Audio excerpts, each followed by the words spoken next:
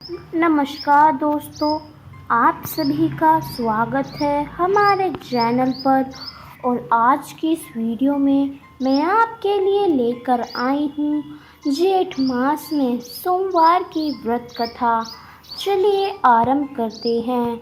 किसी शहर में एक धनी व्यापारी रहता था। उनका कारोबार दूर दूर तक फैला हुआ था। नगर के सभी लोग उस व्यापारी का बहुत सम्मान करते थे। इतना सब कुछ होने के बाद भी व्यापारी बहुत दुखी था, क्योंकि उसके कोई पुत्र नहीं था, जिसके कारण व्यवसाय के उत्तराधिकारी की चिंता उनके मरने के बाद उन्हें हमेशा सताती रहती थी। पुत्र प्राप्ति की कामना से व्यापारी प्रत्येक सोमवार को भगवान शिव का व्रत पूजा करता। शाम को शिव मंदिर जाकर शिव के सामने घी का दीपक जलाता था। उसकी भक्ति देखकर माता पार्वती प्रसन्न हुई और भगवान शिव से उस व्यापारी की मनोकामना पूरी करने का अनुरोध किया। भगवान शिव ने कहा, इन संसार में सभी को उसके कर्मों के अनुसार फल मिलता है। जो जीव जैसा कर्म करता है उसे वैसा ही फल मिलता है। शिवजी के बहुत समझाने पर भी माता पार्वती नहीं मानी और वे बार बार शिवजी से उस व्यापारी की इच्छा पूरी करने की गुहार लगाती रही।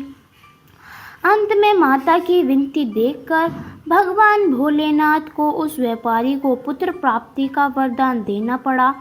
वरदान देने के बाद भोलेनाथ ने माता पार्वती से कहा, आपके अनुरोध पर मैंने पुत्र प्राप्ति का वरदान दे दिया है, लेकिन यह पुत्र 16 वर्ष से अधिक जीवित नहीं रहेगा।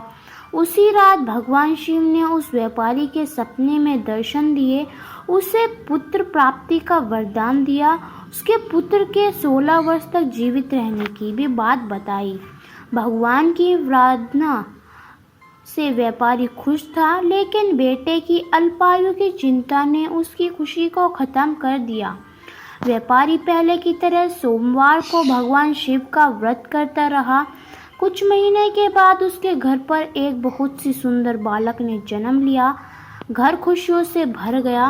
पुत्र जन्म की रस्म बड़ी धूमधाम से मनाई गई, लेकिन व्यापारी पुत्र के जन्म से बहुत खुश नहीं था, क्योंकि वह पुत्र की अल्पायु का रहस्य जानता था। जब बेटा 12 साल का हुआ तो व्यापारी ने उसे मामा के पास पढ़ने के लिए वाराणसी भेज दिया। लड़का अपने मामा के साथ शिक्षा ग्रहण करने गया था। मामा भांजे रास्ते में जहाँ भी विश्राम के लिए रुकते वहाँ यज्ञ करते और ब्राह्मण को भोजन कराते थे। एक लंबी यात्रा के बाद मामा और भतीजा एक नगर में पहुँचे। उस दिन नगर के एक राजा की पुत्री का विवाह था, जिसके कारण सारे नगर को सजाया गया था। तय समय पर बारात आ गई, लेकिन दूल्हे के पिता अपने पुत्र के एक आंख से अंधे होने के कारण बहुत चिंतित थे। उसे डर था कि कहीं राजा को इस बात का पता चल गया तो वह शादी से इनकार न कर दे, इससे उसकी बदनामी भी होगी। दूल्हे के पिता ने व्यापारी के बेटे को देखा तो उसके मन में एक विचार आया। उसने सोचा, क्यों ना इस लड़के को दूल्हा बनाकर राजकुमारी से विवाह करा दूं। विवाह के बाद मैं उस धन लेकर विदा कर दूंगा और राजकुमारी को अपने नगर ले जाऊंगा। इस संबंध में दूल्हे के पिता ने लड़के के मामा से बात की। मामा ने पैसे के लालच में दूल्हे के पिता की बात मान ली। लड़के ने दूल्हे का वेश बनाकर राजकुमारी से विवाह कर लिया। राजा ने ढेर सारा धन देकर राजकुमारी को विदा किया। विवाह के बाद जब लड़का राजकुमारी को लेकर वापस आ गया तो वह सब छुपा न सका और उसके राजकुमारी का मुख पृष्ठ पर लिख दिया, राजकुमारी, तुम्हारा विवाह मेरे साथ हुआ था। मैं वाराणसी पढ़ने जा रहा हूँ और अब वह युवक जिससे तुम पत्नी बनना है वह कान्हा है। जब राजकुमारी ने अपने घूंघट पर लिखा पढ़ा तो उसने अंधे लड़के के साथ जाने को इनकार कर दिया। सब कुछ जानकर राजा ने राजकुमारी को महल में ही रखा। उधर लड़का अपने मामा के साथ वाराणसी पहुंचा और गुरुकुल में पढ़ने लगा। जब वे 16 वर्ष के थे तब उन्होंने एक यज्ञ किया। यज्ञ के अंत में ब्राह्मण को भोजन करा गया और खूब अंत्र वस्त्र दान किए गए। अन्न वस्त्र दान किया।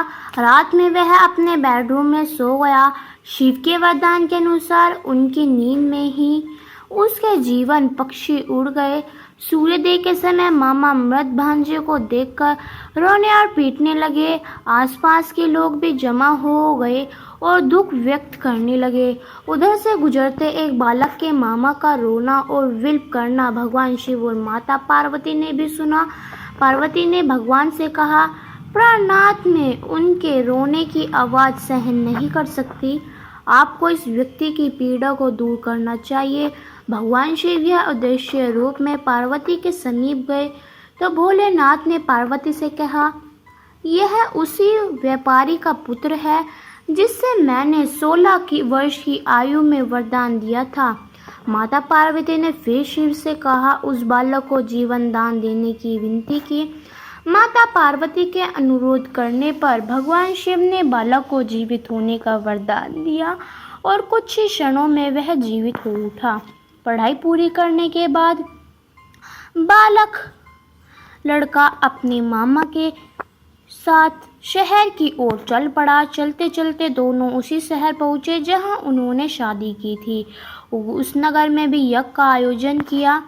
उधर से गुजरते हुए नगर के राजा ने यज्ञ होते देखा और लड़के और उसके मामों को तुरंत पहचान लिया। यज्ञ की संपत्ति पर राजा ने मामा और लड़कों को महल में ले जाकर कुछ दिन महल में रखा और बहुत सा धन वस्त्र आदि देकर उन्हें राजकुमारी के साथ विदा किया। इधर व्यापारी और उसकी पत्नी भूखे प्यासे बेटे का इंतजार कर रहे थे। उन्होंने मंत्र मानी थी कि अगर उन्हें अपने बेटे की मौत की खबर मिली तो दोनों अपने प्राण त्याग देंगे। लेकिन जैसे ही उन्होंने अपने बेटे को जिंदा लौटने की खबर सुनी तो उन्हें बहुत खुशी हुई। वह अपनी पति और मित्रों के साथ नगर के द्वार पर पहुंचा। अपने बेटे की शादी की खबर सुनकर बहू राजकुमारी को देखकर उनकी खुशी का ठिकाना नहीं रहा। उसी रात भगवान शिव ने व्यापारी के सपने में दर्शन दिए और कहा, हे श्रेष्ठी, मैंने तुम्हें सोमवार के व्रत और कथा सुनने से प्रसन्न होकर तुम्हारे पुत्र को लंबी आयु प्रदान की है। अपने बेटे की उम्र जानकर व्यापारी बहुत खुश हुआ। सोमवार का व्रत करने से व्यापारी के घर में सुख समृद्धि लौट आई।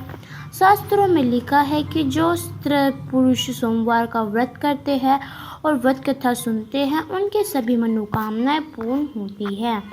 तो ये थी हमारी जेठ मास में सोमवार व्रत कथा। आपको कैसी लगी हमें कमेंट कर ज़रूर बताएं।